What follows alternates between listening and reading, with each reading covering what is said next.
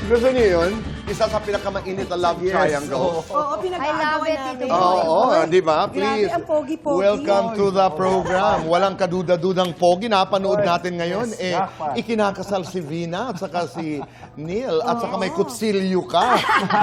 May nanggulo. May sa aming nanggugulo, kasal. Oo. may uninvited. Oo, may uninvited at may baong kutsilyo. Yes. Yan ang talagang pinakakaabangan natin araw-araw. Maraming salamat sa pagiging kapitbahay ng matagal na panahon. Thank you, Tito Boy. Pero ito talaga, how fulfilled and how happy are you that you guys are starring in your own teleserye?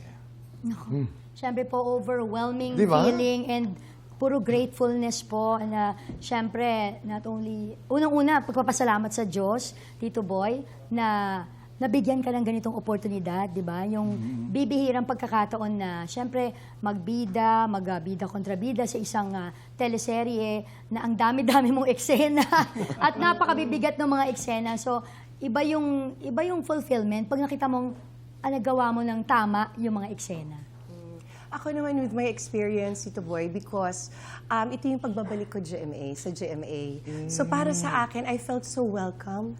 And I was like, I'm really grateful na ganitong klaseng role ang naibigay sa akin. Napakaganda at nasunerte lang kami dahil talagang sinubaybayan kami ng mga kapuso. Dahil umabot kami ng almost a year. Right. Almost a Na year. magkakasama. So we are so grateful for this opportunity na naibigay ng GMA. Neil, anong pakiramdam na pinag-aagawan ka?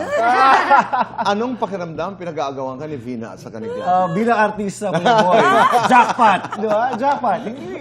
Bilang karakter mahirap, di ba? Kasi may mga desisyon ka na kailangan gawin, may masasaktan, may mahihirapan, di ba? Pero bilang artista, sobrang jackpot. Bilang tao, surreal yung pakiramdam.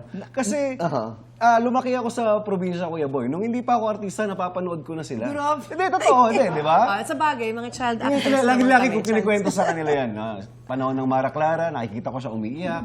Siya, pinapanood ko sa mga pelikula niya, nagpapakilig siya. Ngayon, ang surreal ng pakiramdam dahil ginagawa ko yung eksena with them. Sa harap ko, nawi-witness ko yung paano namumuo yung mga luha niya pag magka-eksena kami.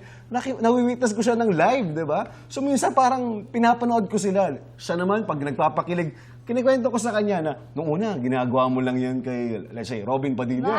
Di ba? Nagpapakilig kayo. Ngayon, ginagawa mo na sa akin. Sa akin na, di ba?